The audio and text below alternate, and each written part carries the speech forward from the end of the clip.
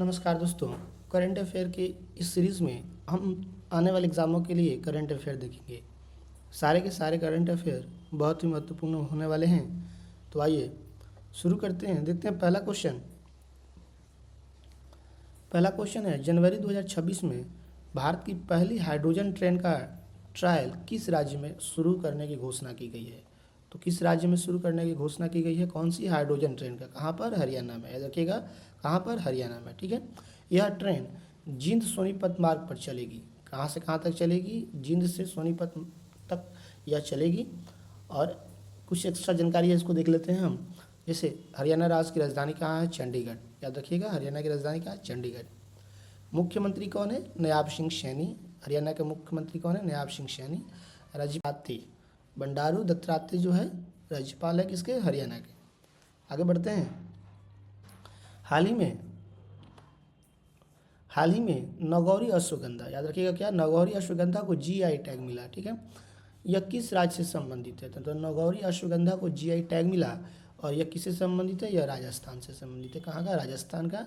और नागौरी अश्वगंधा अपनी अनूठी गंध और औषधीय गुणों के लिए प्रसिद्ध है। इसको याद रखिएगा, क्यों, यह इसके गंध और औषधीय गुणों के लिए इसका जीआई टैग दिया गया है। कहाँ पर, राजस्थान में।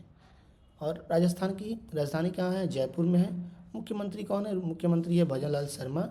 और राज्यपाल कौन है, हरिभाऊ कृष्णराव बांगरे। याद रखिएगा, हरिभाई कृष्णराव बांगरे जो हैं राजस्थान के राज्यपाल हैं। आगे बढ़ते हैं कि थंथेई पेरियार वन्यजीव अभ्यारण्य, क्या, थंथेई पेरियार वन्यजीव अभ्यारण्य किस राज्य में स्थित है। याद रखिएगा, कौन सा, तमिलनाडु में। अगर ज़्यादातर क्वेश्चन में क्या होता है, अगर पेरियार आ जाए, समझ लीजिए ये क्या है, मैक्सिमम अगर पेरियार आ जाए तो कौन सा राज्य होता है, तमिलनाडु। ठीक है, और यह किस जिले में है, इरोड जिले में है। तमिलनाडु का जिला इरोड, तो ये कहाँ पर है, इरोड में है। तमिलनाडु के मुख्यमंत्री कौन है, M.K. स्टालिन। ठीक है, तमिलनाडु के मुख्यमंत्री है M.K. स्टालिन। राज्यपाल कौन है, R.N. रवि। R.N. रवि जो है तमिलनाडु की राज्यपाल हैं। आगे बढ़ते हैं कि ऑटो रिस्क इंडिया अवार्ड, कौन सा, ऑटो रिस्क इंडिया अवार्ड 2026 किस इलेक्ट्रिक कार को value for money of car of the year चुना गया है। तो किसको चुना गया है, value for money car of the year. याद रखिएगा, value for money car of the year किस इलेक्ट्रिक कार कंपनी को चुना गया है, विनफास्ट VF6। कौन सा, विनफास्ट VF6 को चुना गया है। और यह एक कहाँ की कंपनी है, वियतनाम की एक इलेक्ट्रिक वाहन निर्माता कंपनी है जो भारतीय बाजार में विस्तार कर रही है, यानी भारतीय बाज़ारों में अपना कार बेच रही है। ठीक है, आगे बढ़ते हैं। अगला क्वेश्चन है कि जनवरी 2026 में विश्व हिंदी दिवस कब मनाया गया। बहुत इंपॉर्टेंट क्वेश्चन है, विश्व हिंदी दिवस कब मनाया गया भैया, मनाया गया, हाँ, जनवरी 2026 में।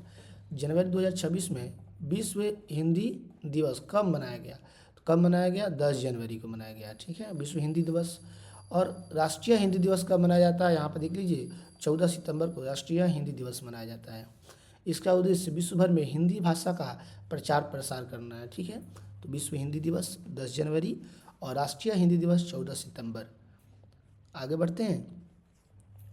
दोहा में आयोजित विश्व ब्लिंच शतरंजन, दोहा में आयोजित कौन सा, विश्व ब्लिंच शतरंज चैंपियनशिप 2025 का खिताब किसने जीता। 2025 का खिताब किसने जीता है भैया, याद रखिएगा, मैग्नस कार्लसन। किसने, मैग्नस कार्लसन। और यह कितनी बार जीता, रिकॉर्ड 9वीं बार यह खिताब अपने नाम किया। किसने, मैग्नस कार्लसन ने 9वीं बार यह खिताब जीता है।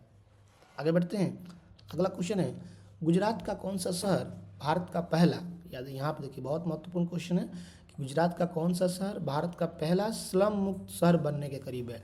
तो कौन सा शहर है वो शहर है बड़ोदरा। बड़ोदरा जो है स्लम मुक्त बनने के करीब है। यह उपलब्धि झुग्गी पुनर्वास और अस्थायी आवास निर्माण के माध्यम से हासिल की जा रही है। ठीक है, गुजरात की राजधानी कहाँ है, गांधीनगर। गुजरात की राजधानी कहाँ है, गांधीनगर। मुख्यमंत्री कौन है, भूपेंद्र भाई पटेल जो हैं गुजरात के मुख्यमंत्री हैं।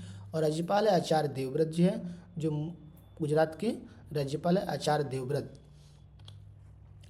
इंफोसिस साइंस फाउंडेशन द्वारा, कौन सा, याद रखिएगा, इंफोसिस साइंस फाउंडेशन द्वारा इंफोसिस प्राइज़ 2025 कितने शोधकर्ताओं को प्रदान किया गया। तो कितने शोधकर्ताओं को दिया गया, ये 6 शोधकर्ताओं को दिया गया है। और किसको दिया गया भाई, तो यह पुरस्कार 40 वर्ष से कम आयु के शोधकर्ताओं को विज्ञान और अनुसंधान में उसके योगदान के लिए दिया जाता है। कौन सा? इंफोसिस साइंस फाउंडेशन द्वारा इंफोसिस प्राइज 2025 किसको दिया गया? 6 लोगों को दिया गया है। और किसको? 40 वर्ष से कम आयु के जो शोधकर्ता है उनको दिया गया। आगे बढ़ते हैं, अगला क्वेश्चन है, भारत न्यूजीलैंड वनडे सीरीज़ का पहला मैच जनवरी 2026 में किस शहर में आयोजित किया गया है? तो किस शहर में? याद रखिएगा, वडोदरा में। बहुत महत्वपूर्ण क्वेश्चन है, इसलिए कि यह ना मुंबई में हुआ, ना इंदौर में हुआ, ना पुणे में, यह वडोदरा में हुआ है। वडोदरा में मैचेस कम होते हैं, इसलिए यह महत्वपूर्ण क्वेश्चन है।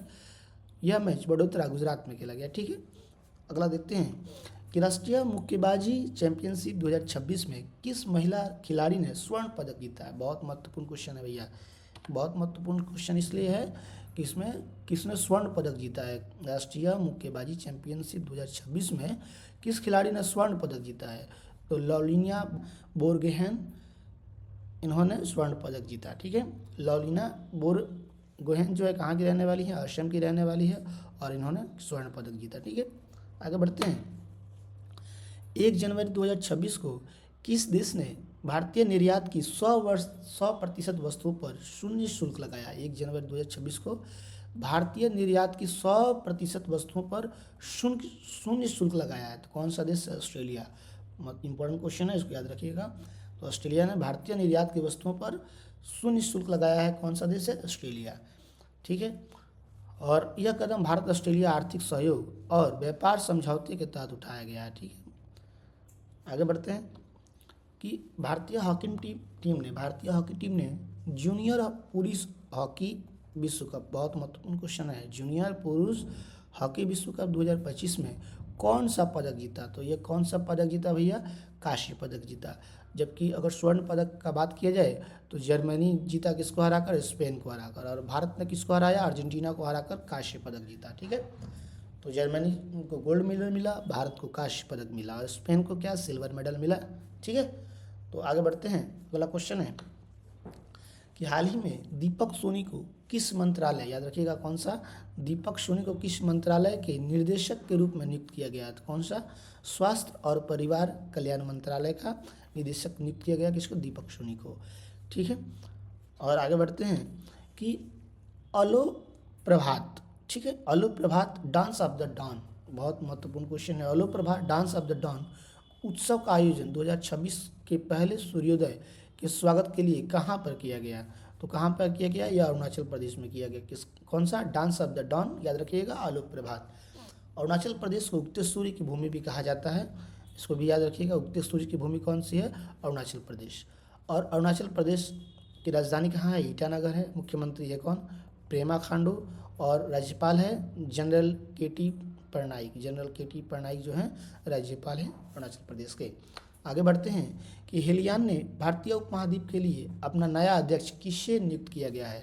तो हेलियन ने भारतीय एक कंपनी है, भारतीय उपमहाद्वीप के लिए एक नया अध्यक्ष किसे चुना है? तो याद रखिएगा, केदार लेले।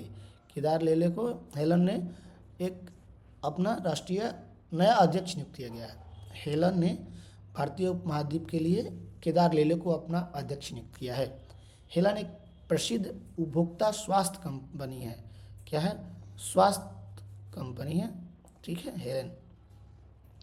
आगे बढ़ते हैं, भारतीय सेना ने वर्ष 2026 को किस थीम के रूप में घोषित किया है? तो भारतीय सेना ने 2026 को किस थीम के रूप में घोषित किया है भैया? तो नेटवर्किंग एवं डेटा केंद्रित वर्ष के रूप में इसको घोषित किया है। 2026 को नेटवर्किंग और डेटा केंद्रितता वर्ष के रूप में।